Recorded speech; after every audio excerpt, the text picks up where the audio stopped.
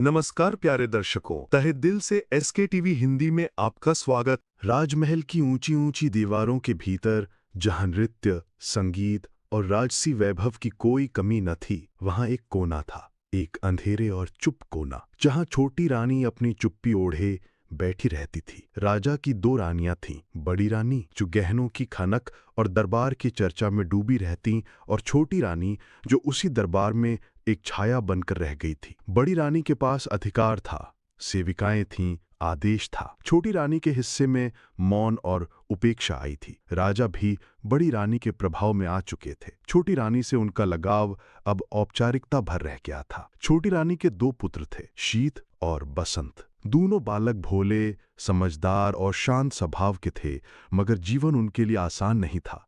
उन्हें अच्छा भोजन नसीब नहीं था, उनके वस्त्र पुराने और मैले रहते। महल में जब बड़ी रानी के तीनों पुत्र रेशमी कपड़े पहनते और मुंह में मलाई पुआ ठूसते, तब शीत और बसंत को रसोई के कोने से जूठे बर्तन उठाने होते। बड़ी माँ, वही बड़ी रानी, आए दिन उन्हें ताने देती, कहती जैसे माँ वैसी औलाद। कभी कभी तो बेत उठाकर दौड़ पड़ती, और छोटी रानी खिड़की के पीछे से सब देखती रह जाती। उसके मन में विरोध की आग जलती, मगर वह चुप रह जाती, क्योंकि उसकी आवाज सुनने वाला कोई नहीं था। एक दिन गर्मी की दोपहर में जब सूर्य सिर के ऊपर था, दोनों रानियां नदी स्नान के लिए गईं। पानी में उतरते समय बड़ी रानी ने अचानक मृदुता ओढ़ ली और बोली, बहन आओ, तुम्हारे माथे में साबुन मल दूं। मैं आज तुम्हें वही साबुन लगाऊंगी जो राजघराने की स्त्रियां लगाती हैं। छोटी रानी थोड़ी सकुचाई, पर मान गई। उसने आंखें मूंद लीं।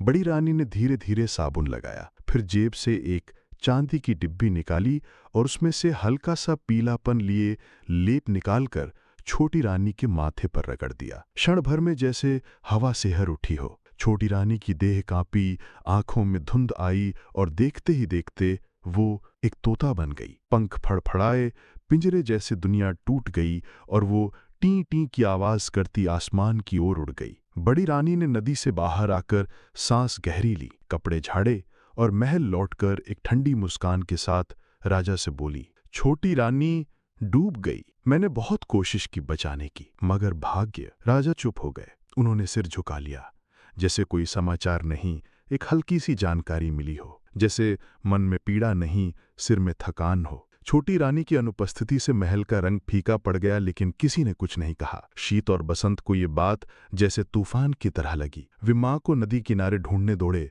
मगर वहां केवल रेत और पानी था, माँ नहीं। इधर उधर भटकती वो तोता बनी रानी एक दिन उड़ती उड़ती एक और राजमहल में जा पहुंची, जहां की राजकुमारी बसंत लता अपनी बालकनी में खड़ी थी। उसने सोने जैसे पंखों वाला वो तोता देखा और चिल्लाई, पिताजी देखिए देखिए, सोने का तोता। राजा मुस्कुराए, अगर तुम्हें अच्छा लगा तो तुम्हारा ही हुआ। तोते को पकड़वाकर रेशमी पिंजरे में रखवा दिया गया। समय बीता, बड़ी रानी के 3 पुत्र हुए, लेकिन वे इतने दुर्बल, इतने दुबले पतले कि जैसे कांपती लौ हों, किसी भी दिन बुझ जाएं। दूध, मक्खन, मांस, मछली सब कुछ दिया गया, पर वे हड्डियों का ढांचा ही बने रहे। उधर शीत और बसंत अब भी भटे हाल थे, मगर उनके गालों पर रौनक थी। ये देखकर बड़ी रानी की ईर्ष्या जल उठी। इन बच्चों को मार ही डालना होगा, उसने सोचा। एक दिन जब शीत और बसंत पाठशाला से लौटे, बड़ी माँ उन्हें देखते ही चिल्लाई, हरामी, मुझे गालियां देते हो मेरे ही घर में, अब नहीं छोड़ूंगी। वो चीखती रही, वस्तुएं फेंकती रही, बाल खींचती रही।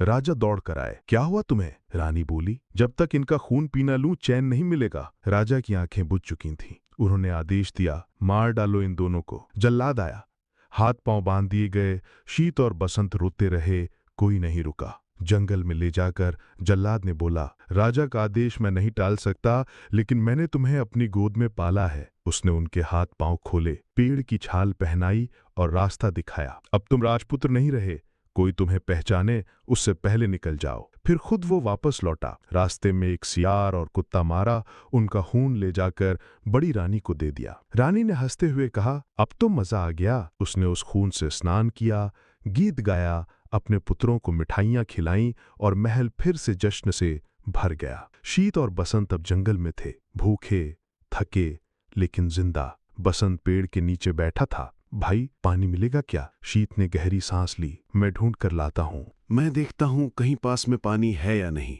शीत ये कहकर झाड़ियों के पार निकल गया। बसंत वहीं बैठा रहा। प्यास से सूखते होठों पर उंगलियां फेरता हुआ। जंगल की नीरवता उसके अंदर उतर रही थी। कभी कभी कोई पंछी बोलता तो वो चौंक जाता, पर आसपास कोई नहीं था। उधर शीत कांटों से बचते हुए झाड़ियों के बीच से गुजरता रहा। थकते हुए डगमगाते कदमों से अंततः एक तालाब के किनारे पहुंचा। पानी चमक रहा था, ठंडा, साफ, शांत। मगर समस्या थी, वो पानी अपने भाई के पास कैसे ले जाए? उसकी नजर अपनी फटी पुरानी चादर पर पड़ी। अगर मैं इसे भिगो लूं और निचोड़ दूं तो शायद बसंत की प्यास मिट सके, उसने सोचा। वो चादर लेकर पानी में उतर गया। उसी समय उसी राज्य में एक त्रासदी घट चुकी थी। राजा का अचानक देहांत हो गया था। कोई उत्तराधिकारी नहीं था। दरबार में चिंता का सागर उफान मार रहा था। निर्णय लिया गया, हम राज तिलक से ही नए राजा का चयन करेंगे। जिस किसी के माथे पर राज चिन्ह मिलेगा वही सिंहासन पर बैठेगा। एक सफेद हाथी की पीठ पर सिंहासन रखा गया और उसे खुला छोड़ दिया गया, जैसे नियति की दिशा पहचानने के लिए हवा भेजी गई हो। सफेद हाथी पूरे नगर में घूमता रहा, फिर जंगल की ओर बढ़ा।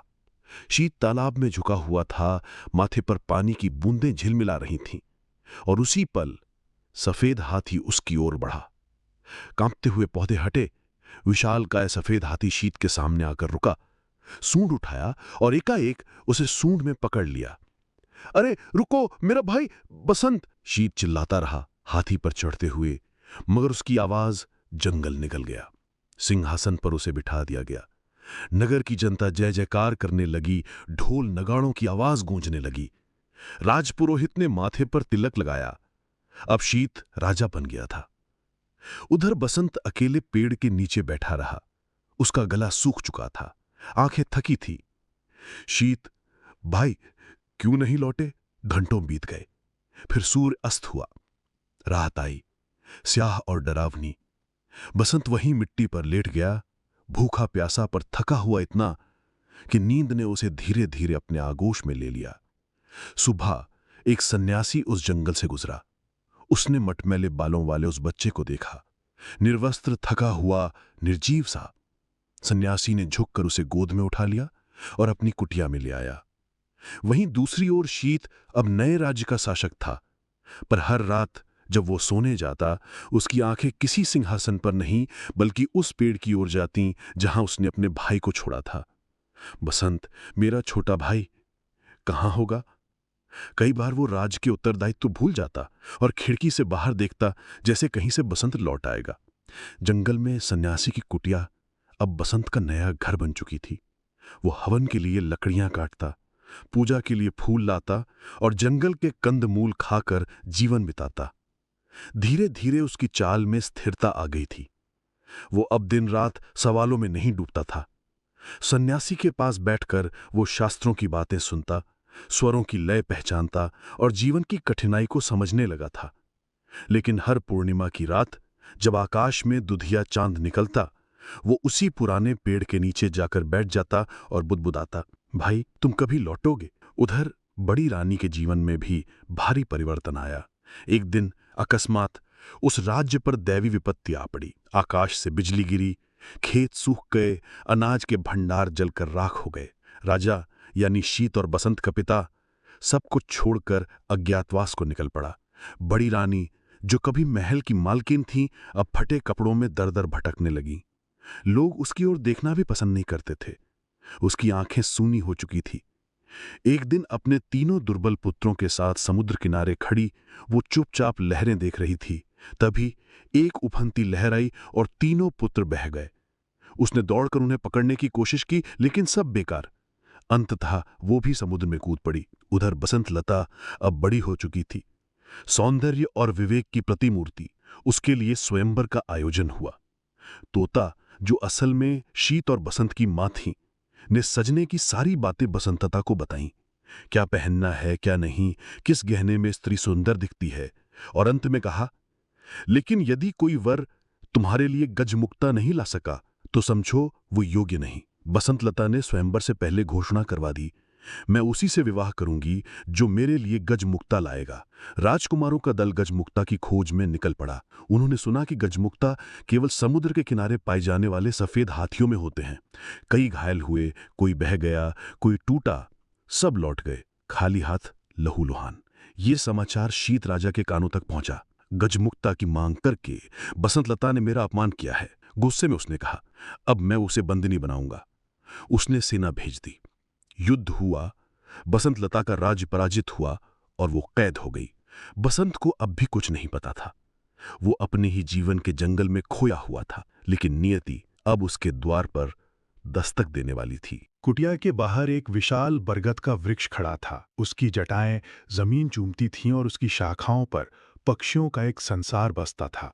एक दिन बसंत उसी पेड़ के नीचे चुपचाप बैठा था जब अचानक दो पक्षियों, एक गुल और एक बुलबुल की बातचीत उसके कानों तक आई। गुल बोला, बसंत लता ने स्वयंवर में ऐसी शर्त रखी कि सारे राजकुमार घायल होकर लौटे। किसी को पता भी नहीं कि असली गजमुक्ता कहाँ है। बुलबुल ने उत्तर दिया, क्षीर सागर के किनारे एक दूध पहाड़ है। उस पहाड़ से गिरता हुआ दूध सागर में मिलता है। वहां एक स्वर्ण कमल खिला हुआ है और उसी में एक सफेद हाथी रहता है। उसी के मस्तक में गजमुक्ता है। गुल चौंका, लेकिन वहां पहुंचेगा कौन? बुलबुल बोला, कोई साहसी जो आत्मबल और भक्ति से भरा हो, वही, और कोई नहीं। बसंत ने आगे बढ़कर धीरे से पूछा, क्या मैं जा सकता हूं? क्या तुम मेरी सहायता करोगे? गुल और बुलबुल कुछ क्षण चुप रहे, फिर बोले, सन्यासी से त्रिशूल मांग लो, फिर उस सेमल के पेड़ के नीचे जाओ जहां पहले तुम्हारे भाई को छोड़ा गया था। वहां तुम्हारे लिए राजवस्त्र रखे हैं। उसके बाद समुद्र की ओर निकलो। बसंत ने वैसा ही किया। सन्यासी से त्रिशूल लिया, सेमल के पेड़ से एक सुनहरा वस्त्र प्राप्त किया, जैसे कोई छुपा खजाना। वो राजकुमारों जैसा दीप्तिमान लगने लगा, पर चेहरा अब भी शांत और आंखें अब भी तपस्या भरी थीं। वो क्षीर सागर पहुंचा। वहां दूध जैसे जल से भरे समुद्र के मध्य एक स्वर्ण कमल खिला था। उस पर एक सफेद हाथी विश्राम कर रहा था। उसका मस्तक प्रकाश से चमक रहा था। वहां गजमुक्ता था। बसंत समुद्र की बालू पर दौड़ता हुआ उस कमल पर चढ़ा। जैसे ही उसने त्रिशूल को हाथी के मस्तक पर छुआया, ता क्षण में सब विलीन हो गया। सागर, पहाड़, हाथी, कमल, सामने केवल एक कमल का फूल था जिसके भीतर एक गजमुक्ता की माला थी। कमल से एक शांत, धीमी पर स्पष्ट मानवीय आवाज आई, निश्चय ही तुम कोई साधारण नहीं हो। क्या तुम राजपुत्र हो? बसंत ने धीरे से उत्तर दिया, नहीं, मैं केवल एक सन्यासी के संग रहने वाला शिष्य हूं। आवाज आई, तुम्हारा नम्र होना ही तुम्हारी सबसे बड़ी पहचान है। इस माला को अपने मस्तक पर धारण करो और मुझे अपने हृदय में रखो। तुम्हारा मिलन बसंतलता से होगा और तुम्हारा जीवन सुख से भरेगा। बसंत ने कमल को उठाया, माला अपने सिर पर धारण की। जब वो लौटने लगा, बालू के नीचे से उसे आवाजें सुनाई दी, भाई, हमें साथ ले चलो। उसने चौंक कर देखा, वहां 3 सोने की मछलियां थीं, बोल रही थीं। बसंत ने त्रिशूल से बालू हटाया और उन्हें धीरे से अपने वस्त्र में रख लिया। उधर शीत राजा अब भी भाई की याद में हर शाम एक पुराना वृक्ष देखता था, उसी वृक्ष के नीचे जहां उसने कभी बसंत को छोड़ा था। उसने राज्य तो चला लिया था, पर भाई का ना होना उसे अंदर से खोखला कर रहा था। जब बसंत गजमुक्ता लेकर बसंतलता के राज्य पहुंचा, तब उसे बताया गया कि शीत राजा ने उसे बंदिनी बना लिया है। बसंत सीधे अपने भाई के राज्य पहुंचा। अंगरक्षकों को सोने की 3 मछलियां दी और कहा कि कहना, गजमुक्ता लाने वाला राजपुत्र दरबार के बाहर है। शीत राजा तब भी अपने कक्ष में अकेला बैठा था, दरवाजा बंद, चेहरा गमगीन। 7 दिन तक बसंत बाहर बैठा रहा, सिर पर गजमुक्ता की माला, हाथ में त्रिशूल, मन में मौन। 8वें दिन रसोई में हलचल हुई। जब दासियां मछलियों को काटने बैठीं, वे बोल उठीं, हमें ना काटो, हम राजा के भाई हैं। शीत राजा दौड़कर बाहर आया, बसंत को देखा और एक ही पल में दोनों भाई एक दूसरे से लिपट कर रो पड़े। फिर तीनों मछलियां, जब शीत ने उन्हें छुआ, 3 मनुष्यों में बदल गईं। वे बड़ी रानी के पुत्र थे, वही जो समुद्र में बह गए थे। उनके मुंह से निकला, भाई, हमने सब देखा, सब झेला और अब लौट आए हैं। शीत और बसंत दोनों स्तब्ध थे। तभी तोते की आवाज आई, बसंतलता, समय आ गया है। बसंतलता ने स्वयं ही तोते को दूध और हल्दी से स्नान कराना शुरू किया।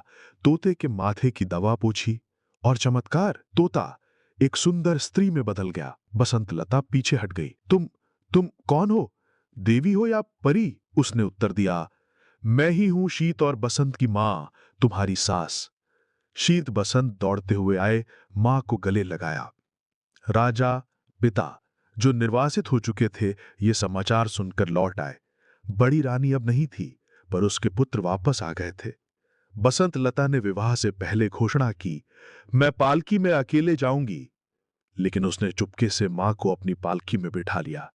जब महल में पालकी रुकी और उसमें से एक दिव्य नारी उतरी, तो वो बोली, कहां है मेरे शीत और बसंत? मेरे पास आओ। दोनों पुत्र मां से लिपट गए। पांचों भाई अब साथ थे, परिवार एक हो गया था। महल के आंगन में फिर से रौनक लौट आई थी।